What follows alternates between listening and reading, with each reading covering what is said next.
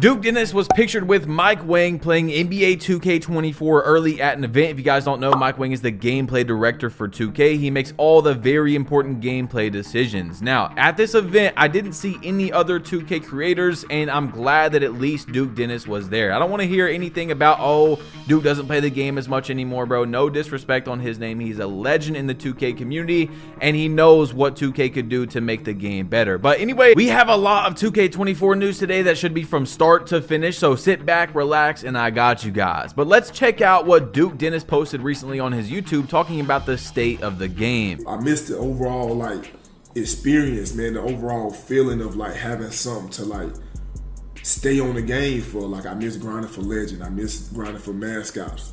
Back when it actually meant something to be a legend, it meant something to be a mascot. Whenever you seen a mascot, you know what I'm saying, in the park, you kind of just know, boy, whoever that is, he put in work. He really put in the hours, the grind, the hustle, you feel me? To actually be a mascot. And that was man, you see a legend, you see a mascot, you see a higher up in the park, you could care less. It don't mean nothing now. Nothing on 2K matters no more. And I miss having a reason to grind, bro, a reason to stay on the game. And now I feel like 2K need to bring that back. I feel like there is no reason somebody should stay on 2K all day. And you can hit level 40 in 3 days, and the rewards they give you for level 40 is trash as hell. They probably got 10 forms of transportation.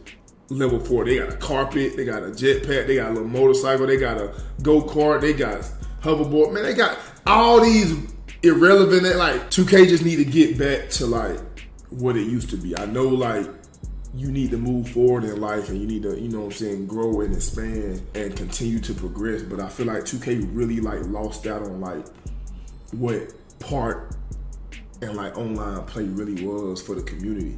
You feel me? And that's really why I don't play no more, because it ain't no reason. You don't get nothing. You don't get nothing for staying on the game all day. I know I'm chatting, but I just miss it. Now, is Duke Dennis a nerd because he wants a legend grind back in the game, a reason to play the game for multiple hours a day? No, obviously not, but there is some people that think that it's only nerds that want that. Like I told you guys, bro, rewards don't mean anything anymore, really, because you can grind for 2 days and have mascots. That does not make any sense. But anyway, a lot of people, of course, when they seen Duke Dennis playing 2K24 early, were getting to speculating. And Double H, you guys let me know how you feel about that, by the way, in the comment section down below, what Duke Dennis was saying. He went and he said, I think that we're getting a demo for hashtag NBA 2K24. Anyway, like usual, I got you guys. I went back and looked at the last demo we had, which was for 2K21 last gen. The release date was August 24th, but as you see at the bottom, it was released on August 13th. So I went back another year, which was for 2K20, and they announced that on July 25th. And then the demo came out on August 21st. So if you guys are newer to 2K or you just don't remember, it's extremely important, especially for a game like 2K, to have a demo. For example, 2K21 Next Gen was so extremely hyped up, and the entire game was ruined from exactly the date of the release because there was a 6'7" or 6'9" power forward, something like that build, and it was so much better than any other build. Not what we have now, extremely way better, to the point where that was the only build you should make or you're at a big disadvantage. That would have been figured out before the game came out if there was a demo. You see what I'm saying? And once the game comes out, 2K can't be like, oh, your build has too many badges, let me just, take those off. So what they do is they change gameplay, which makes people make other builds. But anyway, I don't know when we are going to get an announcement if there is a demo, but it seems like it's going to be within around a month that we will be getting it. Now, into the next news, man, we have a lot today. Like I said, from start to finish 2K24 news. At this event where Duke Dennis was playing 2K24 early, some sort of demo or prelude, whatever you want to call it, they were playing the game early. It was a bunch of NBA players at the 2K24 Summer League event. And as you see, man, it was called Rookie One Court event. Rookie One Court. Now, this is from Brutal Sim on his channel, man. Shout out to him. Great news YouTuber as well. Now, a lot of people got to speculating. Of course, rookie one, what does that mean? Jaylen Brown is not a rookie, and Jaylen Brown was wearing a rookie one court jacket. Then you go even further, and he was also wearing a Rookie 1 shirt. Now, apparently, the location exactly where they were playing was called the Rookie 1 court, but I mean, is that a coincidence? Or like, come on, I don't know. I'm not saying that the legend grind is back in the game, but man, come on. Is it a coincidence that that's the location where they're playing the game? Who knows? I just had to give you guys that information. Now, you know, I was perusing the scene, guys. I give you guys all the news that you possibly could think is interesting.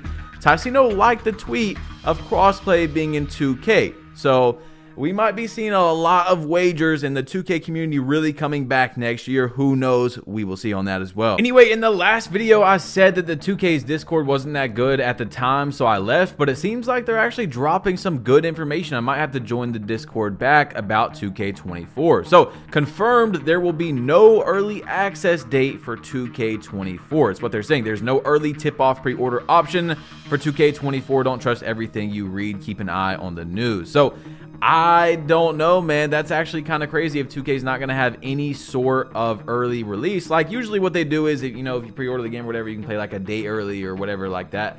I don't know. But one thing I also want to talk about is in the last video, 2K said that there was optional quests.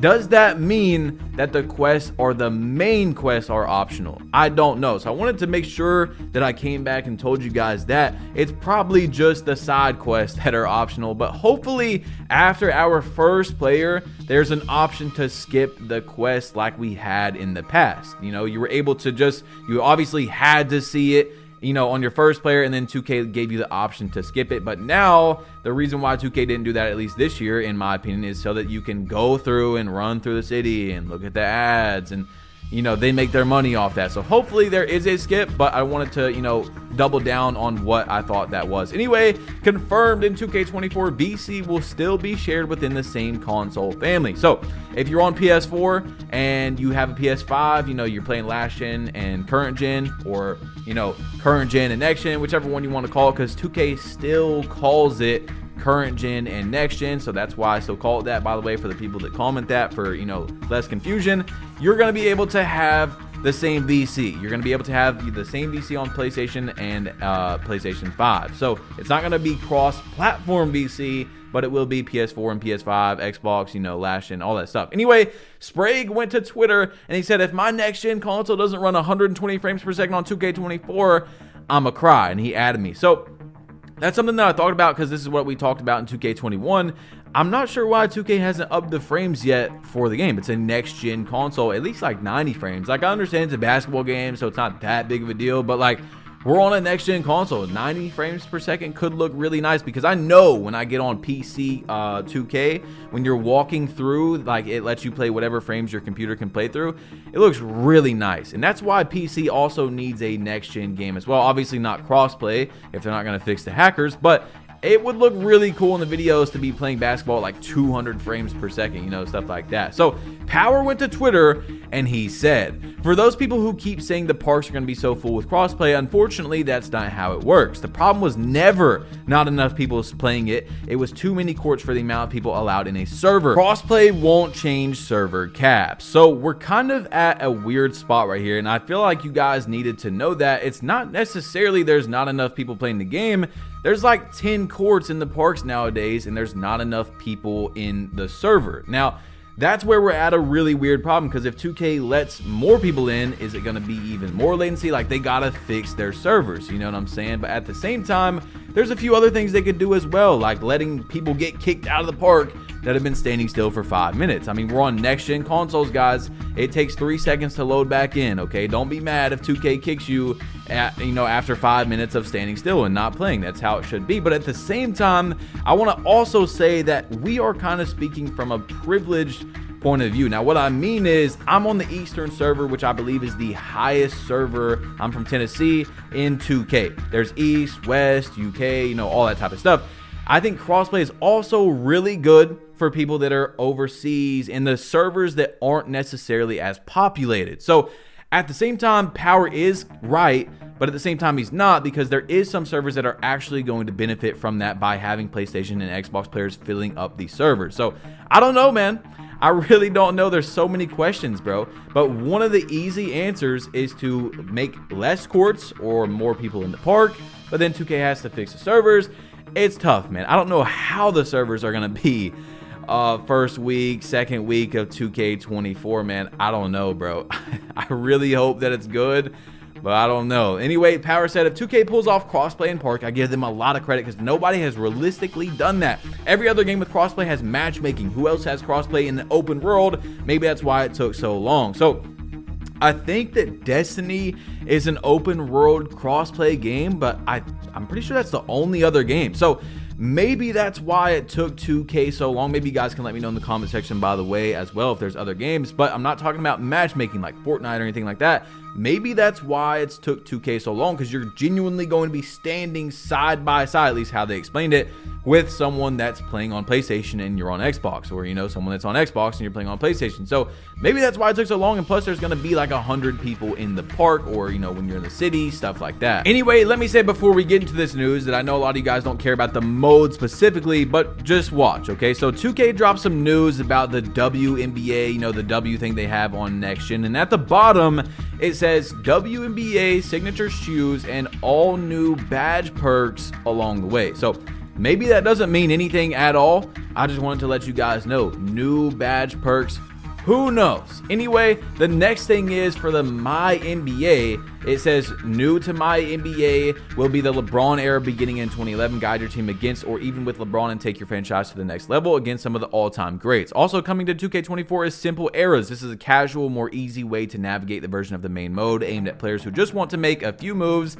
and get on with the action. So I don't know, man. 2K24 at the moment, in my opinion, you know, we don't necessarily know a lot about the gameplay and stuff, but it's not looking bad. I think this is the most hype we've had in a while, man, because my last video had more views than any news video last year, which is crazy. So thank you guys so much. And once again, do not buy 2K24 because of my videos. Do not buy 2K24 because of my excitement. I'm giving you the news. You make the decision to buy the game. Do not buy it because of me. Buy it at your own risk. Guys, watch this video right here on NBA 2K24 gameplay if you want to check this out, man. Some really good gameplay news. It's your boy Badge Plug. You've been plugged in. Click this video, bro. Why are you still listening? Click this video right here. There's only one video on the screen and I'm out. Click the video, bro. Peace.